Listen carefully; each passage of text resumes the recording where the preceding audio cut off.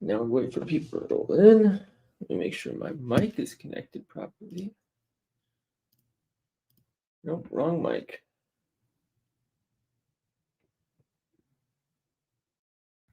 We're good now. All right, we got people rolling in. Welcome, everybody. Let me get my screen sharing ready for you guys so we don't skip a beat like last time trying to set it up. But welcome in, everybody. Where's the 33rd team? What's up, Marco? Welcome in again. It's nice to see some loyal people frequently coming in from the last two NBA streams. What was I going to pull up? 33rd team. What's up, Eric? What's up, David? Welcome in, everybody. So what we'll do, as more people get rolling in, we'll cover the injury report real quick for all three games. Defensive coverages and best receivers, run schemes and best running backs, and then we'll get to my favorite bets. What jersey you got? I got Barry Sanders. Austin actually got this to me as per a Christmas gift last year. It was super nice. So it's my good luck charm. Every game I don't wear it, somehow the Lions lose. I wasn't wearing it last week. I wasn't wearing it for Thanksgiving because I was at Thanksgiving dinner. So I think the writing's on the wall. The Lions are going to soar today.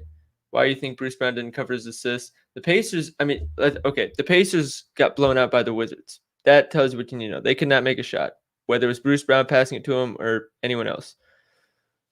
You okay with Najee, 13.5 carries? Why do you prefer yards? Because the Colts' run defense is bad. I'm going to show you guys a screenshot of something. I have no idea why everybody's on attempts over yards. Like this is one that I think this is the exact kind of matchup where I think he's going to play tremendously. Why won't I? Oh, that's why. Percentage of runs for 5+ yards and stuff percentage. I'm going to get this screenshot up. We're going to go since week 9. This is not correct. I know this isn't correct because I was looking at this earlier.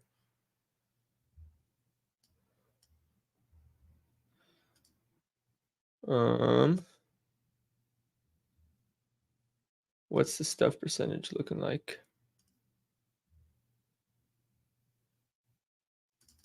I'm sorry, guys. I don't know what's going on here. Stuff. Oh, that's why I was looking at offensive. All right. So this is on True Media, so I can't actually show you guys the website itself, but I can show you guys a screenshot from it.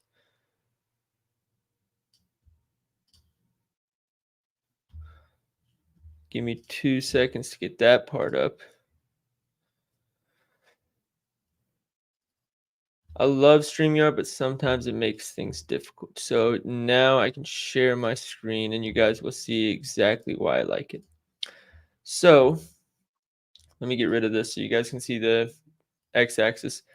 The bottom is percentage of runs allowed for at least 5 yards. The y-axis is percentage of runs that the defense forces for 0 yards or less. So this area is teams that don't force negative yards. They don't stuff them at the line.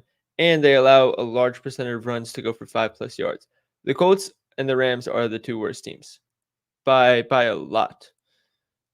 This is funny to see the Ravens down here because everybody was shitting on me for taking Kyren Williams over last week, and he soared in the first half. The Ravens are not what everybody think they are right now, at least right now. I do like the Ravens are one of my – I have them coming out of the AFC for the Super Bowl, but in terms of specifically run defense, they're not there right now.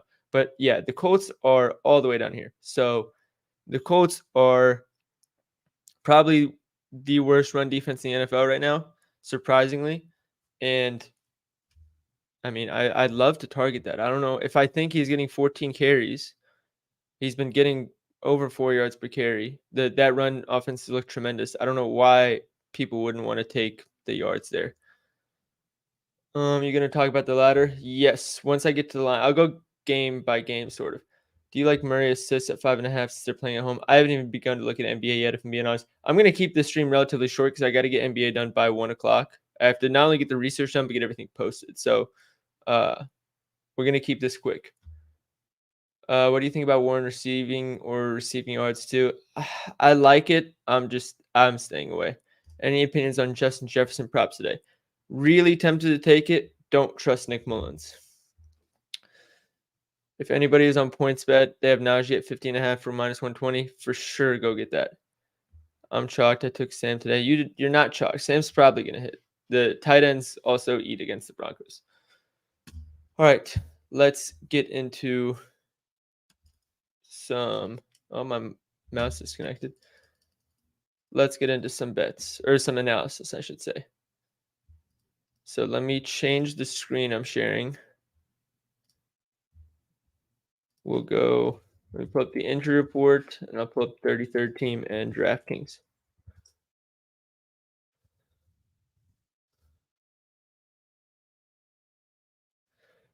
Injuries week. What's week 15, right? Yeah.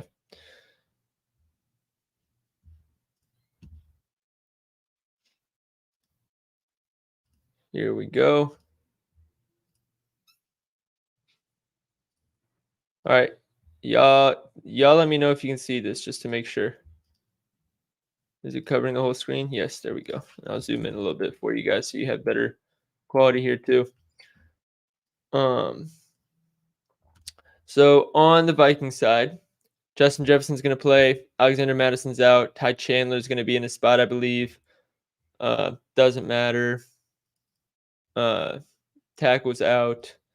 Really, just Justin Jefferson's actually going to be healthy this game, which is huge. But Nick Mullins is the starter now over Joshua Dobbs, and Alexander Madison's out. On the Bengals side, obviously no Joe Burrow. Tyler Boyd's going to play. That's huge, especially in a matchup like this where the Vikings just blitz a bunch. Steelers, Colts, Najee full participant. Kenny Pickett out. Again, it's going to be Mitchell Trubisky. Deontay Johnson had some scary practice reports, but he's going to be playing. I think that's everything that's worth talking about. Colts, DeForest Buckner, DNP, Jonathan Taylor. It's going to be the Zach Moss show again. That's really all we need to talk about there. And Lions, Broncos. Benito's out. Dolchich is out.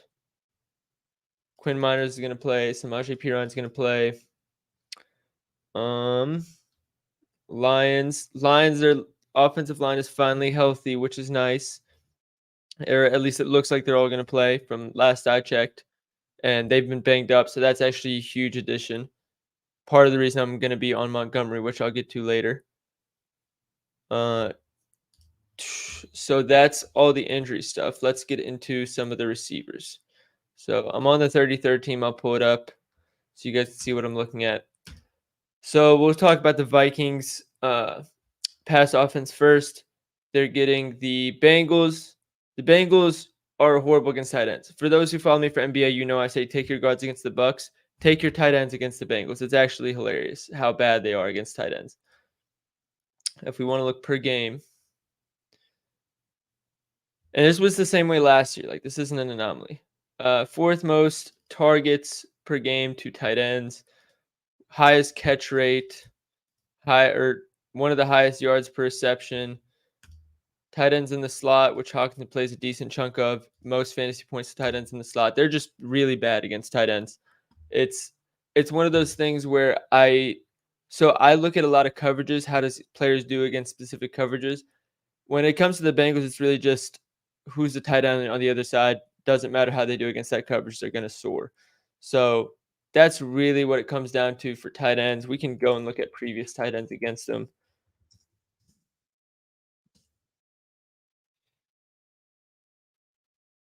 Let's go at least 2 targets to weed out all the blocking tight ends.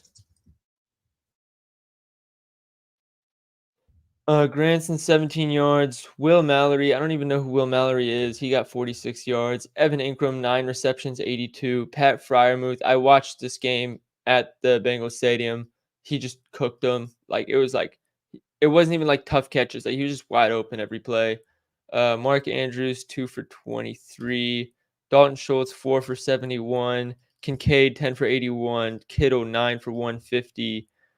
Uh, Zach Ertz and Trey McBride, or all three Arizona tight ends go for two catches. Okonkwo 29 yards. Higbee 71.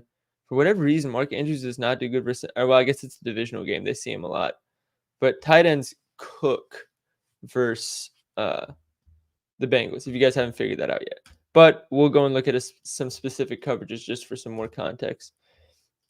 So the Bengals play a lot of cover 3, I believe. Let me go double check that before we get going. It'll take me 2 seconds. Cover 3, the Bengals. Oh, no, they're playing it a lot less recently. So they're playing a lot of cover 2 and cover 1. So let's go look at that instead. Sorry about that. Cover 2 is favorable for running backs, by the way. And we'll look up Vikings here. Cover 2 is favorable for tight ends and running backs. So we can see TJ Hawkinson, 32% targets per out run. 2.7 yards per out run against those coverages. Justin Jefferson, obviously, right up there with him. And then I don't want to touch anybody else on this Vikings team. Even if they were good against these coverages, I wouldn't want to touch them. But the fact that the only two I would target are the only two that are good against those coverages basically means don't even think about taking anybody other than Hawkinson and Jefferson.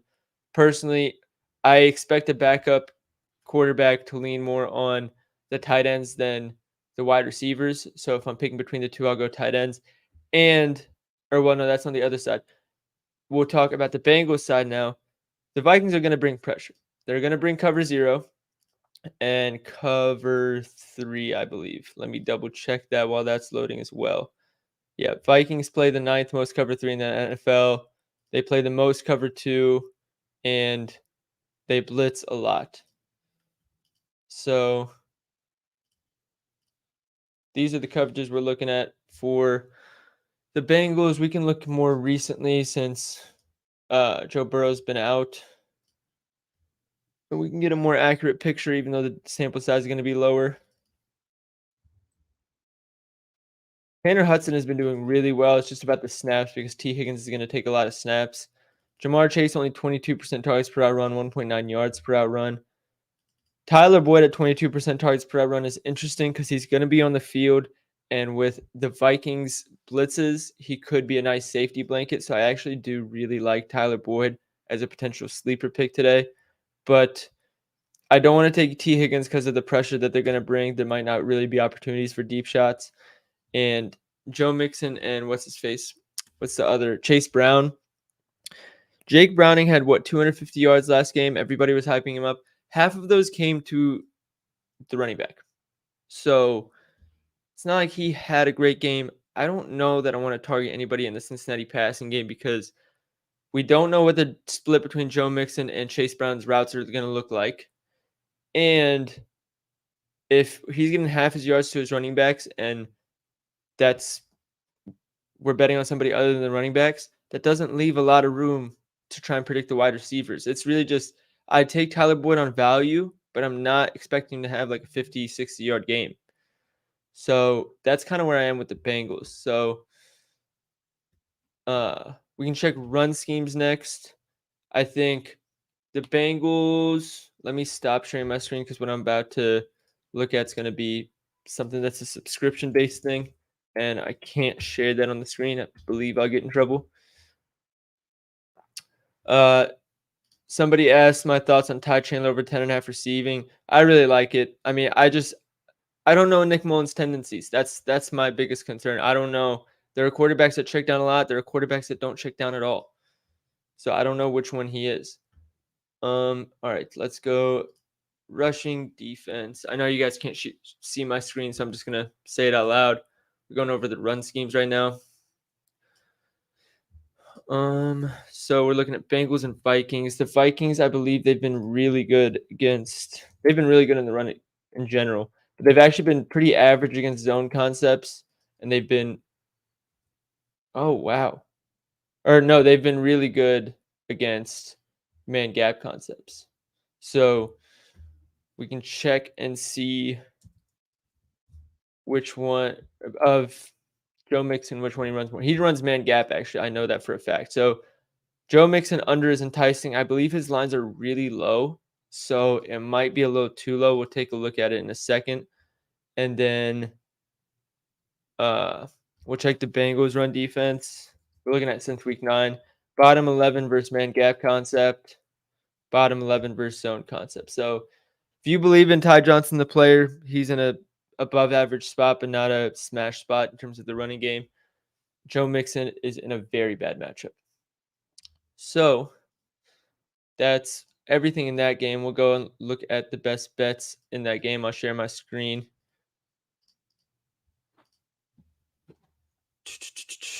We'll go receiving props first. Don't want to touch any Bengals. TJ Hawkinson. He's priced better than minus 140 on like every other site. So go ahead and take that. Somewhere else, Justin Jefferson at 80.5 is enticing, but with a backup quarterback, it's a little too high for me. He's probably going to smash it just being Justin Jefferson. Rushing props. This is tough because I do want to take this under. Let me check. Where did the Vikings on that screenshot I showed earlier? Where are they? Are they even on here? What is going on?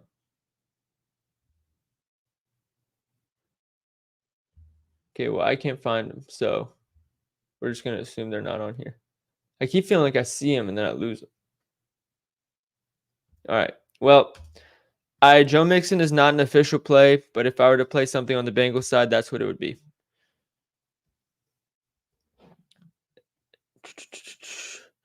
All right. Everybody got that? Should we move on to the next game? Let me answer some quick questions real quick. Do I like Browning yards? I don't, because unless he's getting 100 yards from his running backs, I don't know how close he's going to be to hitting his lines. Thoughts on Chase Brown? I just don't know what to like. I don't know what Zach Taylor's plan is, and if I don't know what the coach is thinking, then I can't. The data means nothing. We need some sort of guide to interpret the data, but if we don't have that guide or any sort of game plan, we're just flying blind. Should I start Ty Chandler or Tyler Lockett? Go with the guy who got you there. I'm assuming you've been starting Tyler Lockett.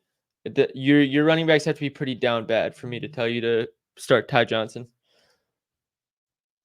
Did you mention yeah or no on Tyler Boyd? I said yes on Tyler Boyd.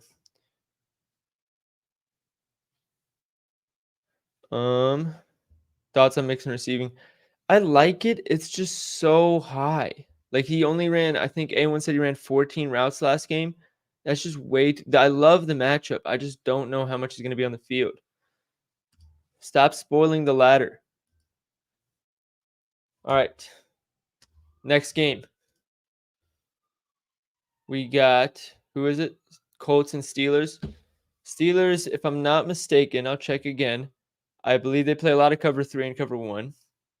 We're looking at 12th most cover 3 and a lot of cover 1. I think they're like top 4 in cover 1. So we'll check mainly cover or man coverage since week 7. All right, let's go the whole season. For the Colts, I think I already know who's going to lead the charge here. Michael Pittman is very good at football. I don't know why people don't give him that respect he deserves. He is nice. And the Steelers give up yards to the number 1 wide receiver of teams. So Michael Pittman has potential for a big day.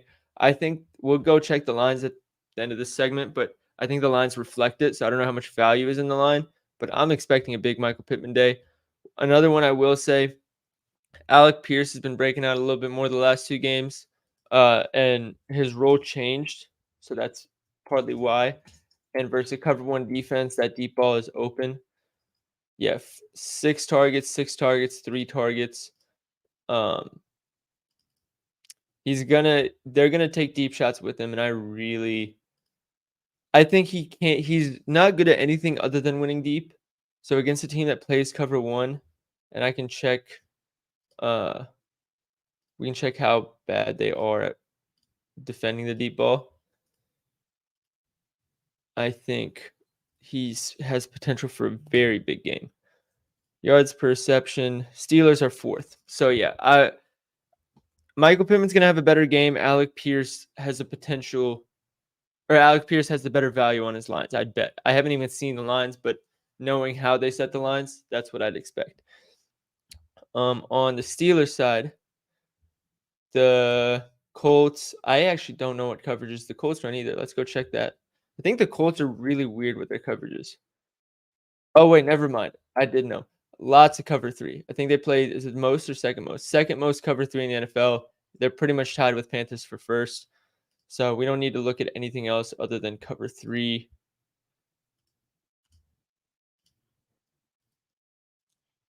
And we'll check more recently since Deontay was out to start the season. And Steelers. Oh, what do you know? Their best route runner has the most targets per route run. Shocking. No, Deontay Johnson is very good at football. If it wasn't for a few primetime drops in primetime 3 years ago, people would realize it.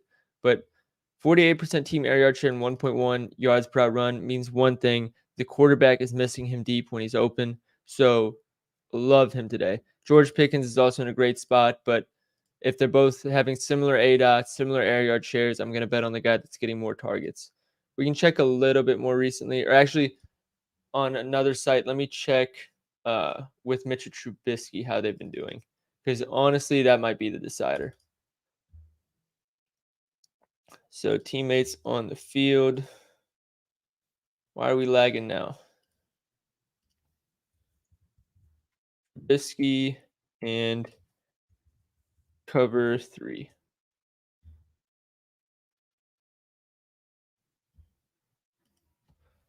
So against cover three, George Pickens, 23% targets per out run, only 1.6 air yards per target. Deontay Johnson, 20% targets per out run, 8.5 air yards per target. So they're playing it very conservative with him, it looks like. So honestly, I'd stay away because I can include last year too in this sample size. That'll give us a better picture, even though Matt Canada was the coach. Yeah, last season versus cover three with Trubisky as quarterback, Deontay Johnson had 31.4% targets per out run and 11.3 ADOT.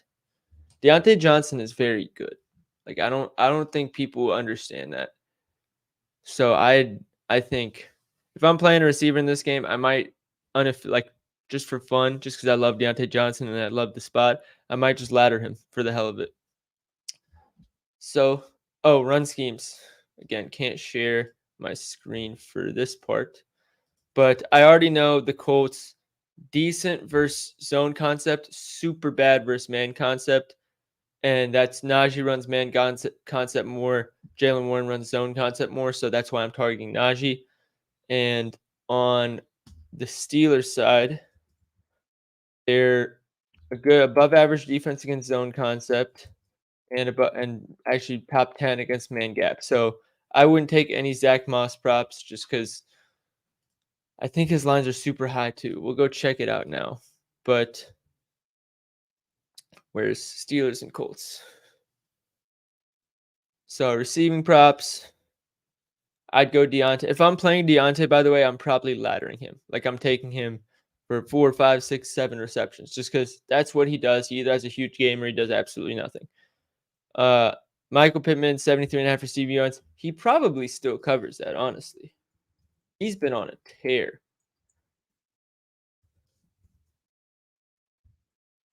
Jeez. Double-digit targets in 1, 2, 3, 4, 5, 6, 7 of the last 9 games. And the 2 they didn't need to throw. He still had 8 receptions and good defense. And he still hit his yards. So that's actually crazy. I might ladder Pittman for fun too. Lions is the last game I'm doing, Tori. Don't worry. So I do Pittman, and then I'm on Najee. So if I were to have 2 picks from this game, that's what it would be. And then let's go to the Lions game. The Lions, they've been mixing it up a lot this season. I think they're running a lot of cover one now, but they've had like a revolving door of injuries in their secondary, so it hasn't been too consistent. Seventh most cover one, and everything else is right around league average. So we'll check cover one for um, the Broncos. One thing I will mention is the Lions are very bad at defending outside receivers lately and pretty solid against the slot. So, yep, doesn't surprise me. Cortland Sutton's probably in a great spot this weekend. Russell Wilson has been liking him against this coverage, and the Lions are worse against outside receivers than slot receivers. I don't think we need to overcomplicate this one. Um, who's the? Let's check the Broncos. I know they started the season running a lot of cover three. They still do. Fourth most cover three in the NFL. So we'll check Lions against cover three. And you guys are about to hear who I'm laddering.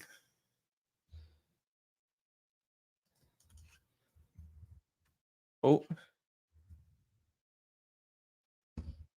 David Montgomery hardly runs routes, doesn't really count. Amon-Ra St. Brown, to nobody's surprise. Honestly, if it's not at 30% targets per out run, this 3.3 yards per out run, it doesn't matter. Sam Laporta crushes versus cover three.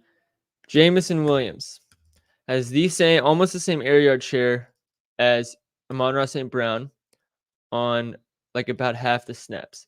He's been playing more snaps recently.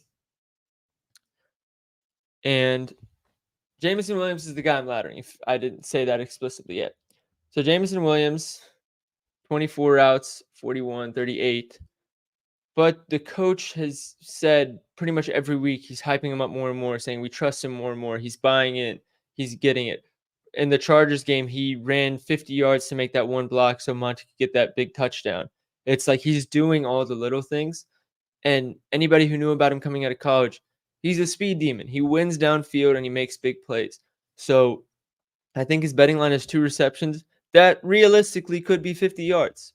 Like, I think his air yards per target, we can check right here. 25, A dot, exactly on the money.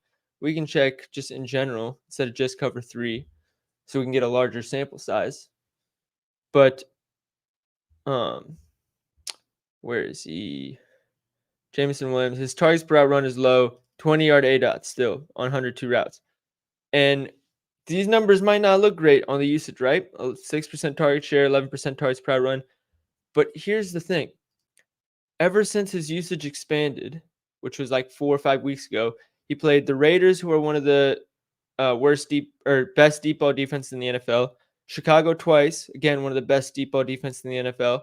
And the Packers, who he got 51 yards on. And then the Chargers, who started the season horribly, but he didn't even get that many snaps versus the Chargers.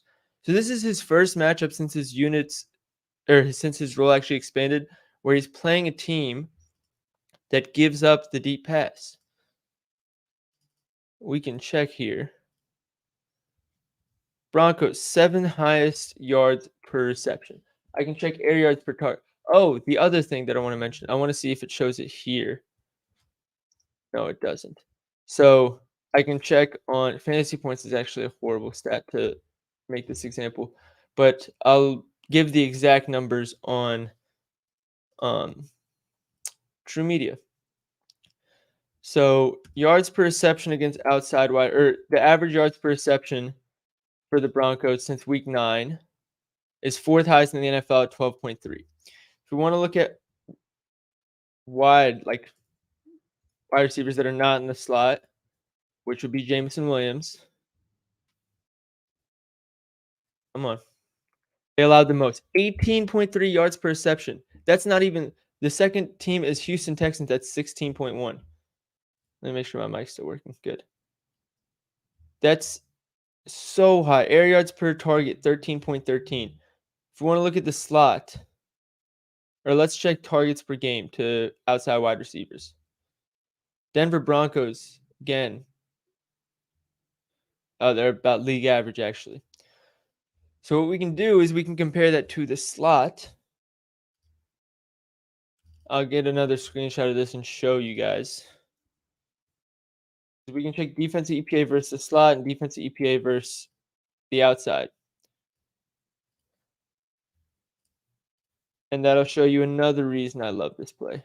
Oh no.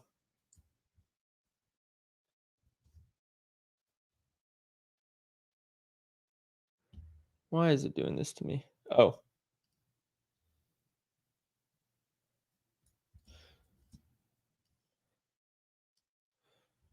all right. I got the screenshot. Let me just pull it up for you guys so everybody can see why this is such a beautiful play. If it could load, that'd be appreciated. Here we are. Nope, wrong screenshot. Here we are. And let me share my screen now, my other screen.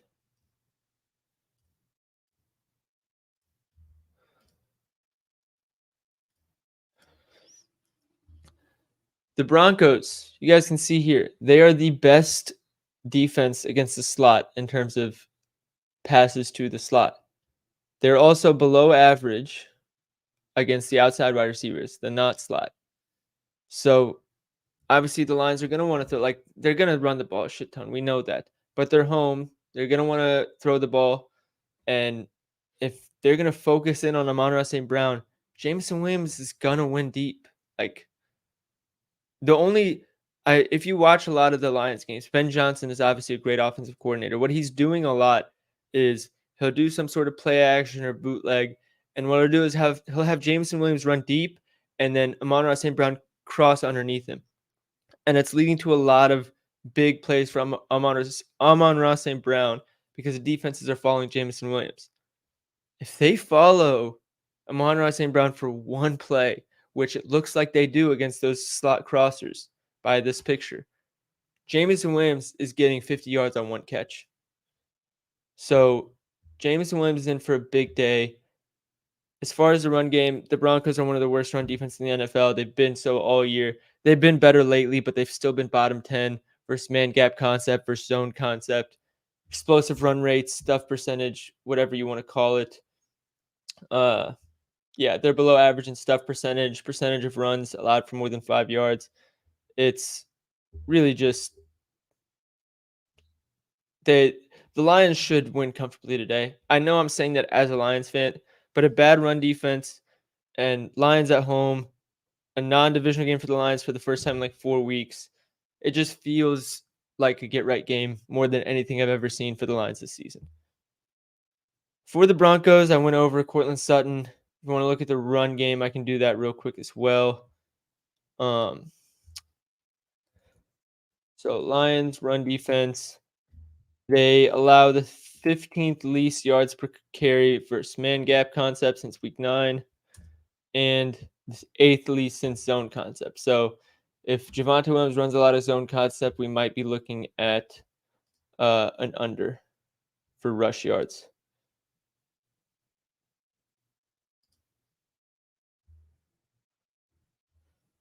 Let's see.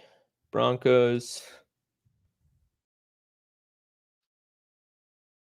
Javonte Williams runs literally 50-50, 50% zone concept, 50% man gap. So there's no edge there. It's really just Cortland Sutton for me. That's the only prop I'd take on the Broncos side. So I'll share my screen again for you guys so we can look at the bets. Somebody asked to show my screen of the stuff here. Just Jameson Williams over 13.5 longest reception might be one of the easiest props of the day. I laddered him to 75 for what it's worth. J. Will longest reception of the game is plus 2,000. Oh, I might 2,000. Oh my god, I'm probably putting half a unit on that. Jesus, half a unit to win 10, dude. That's crazy. That's crazy. I can't believe. So David Montgomery rush yards I'm on. Let me check one thing with Jaleel McLaughlin. Jaleel McLaughlin's running a lot of zone concept. I might take his under. How many attempts has he been getting? That Lions game probably has the most edge in terms of props. No backup quarterbacks. Very clear where the good matchups are and where the bad ones are. 5 attempts, 4 attempts.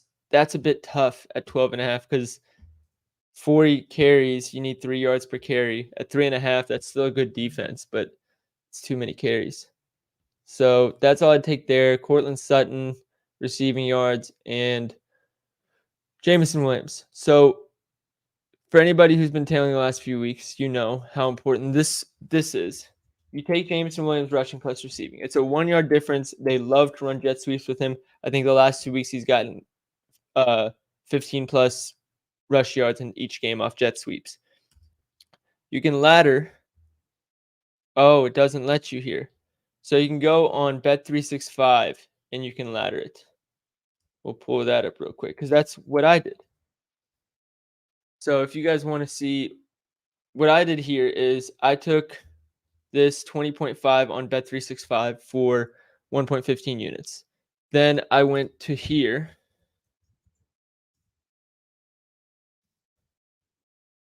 and I took no okay, yeah.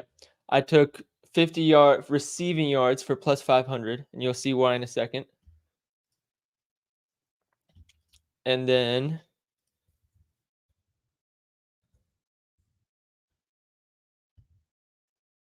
so Bet365 is the only one that lets you ladder rushing plus receiving yards.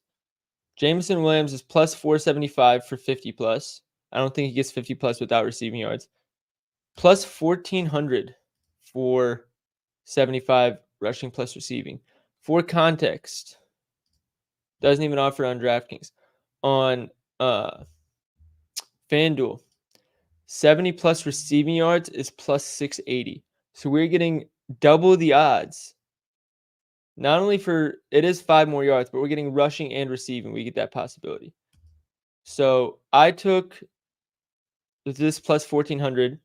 I took the straight rushing plus receiving at 20.5, and I took 50 plus receiving yards on DraftKings for plus 500.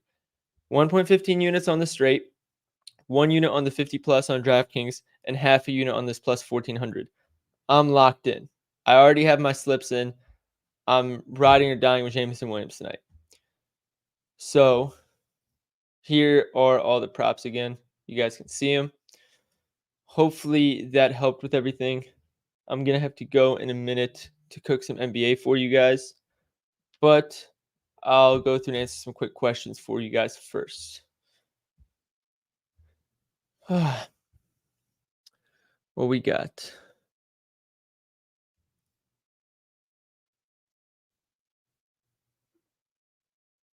Any touchdown scores? I don't really do touchdown scores anymore, honestly. I just think they're kind of a crapshoot.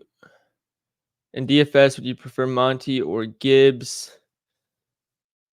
Probably Monty. I think the Lions haven't been winning lately. And when they're winning, he gets like 55% of the snaps or of the rush attempts. And I think that's why Jahmyr Gibbs has been out snapping him. So Jahmyr Gibbs has more. It depends on what you need. If you need a high floor play, go Montgomery. If you want a high ceiling play, go Gibbs.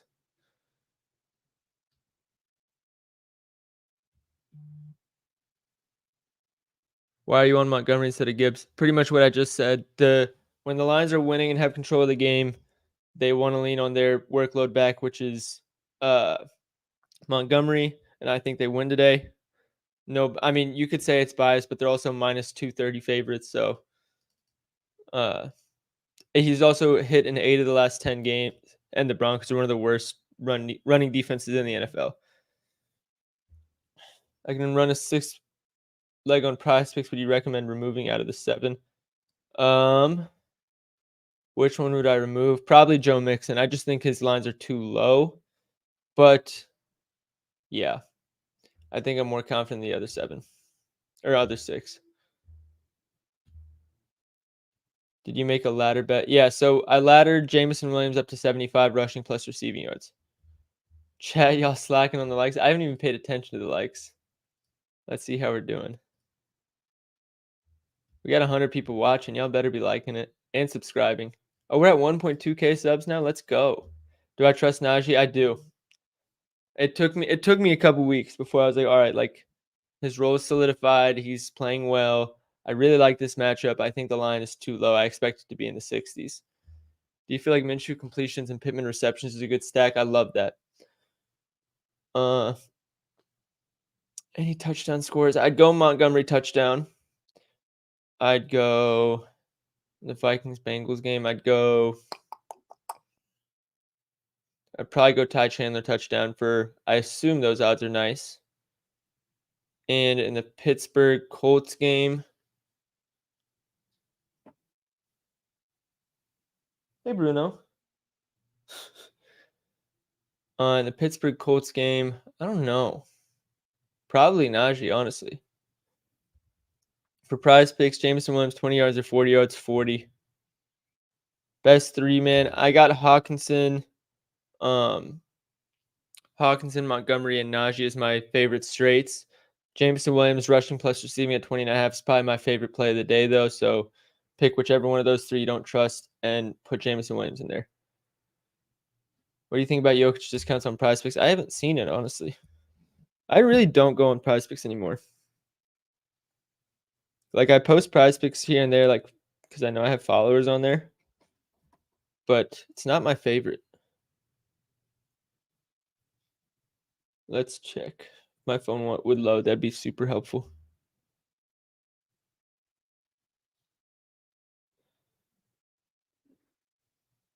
Four Jokic discounts. What's the Jokic discount? 24 points. That's a 2 point. Is that 2 points or 5 points? 4 points. It's solid. I mean, centers kind of chew against the Thunder.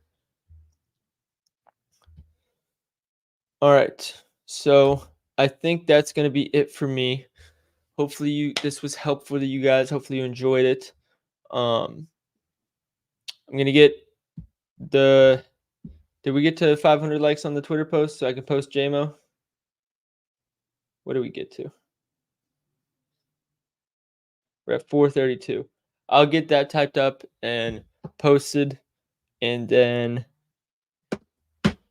I'll get NBA up, and then I'll get tomorrow's NFL up probably sometime in the evening or maybe after the NBA games, and we'll see.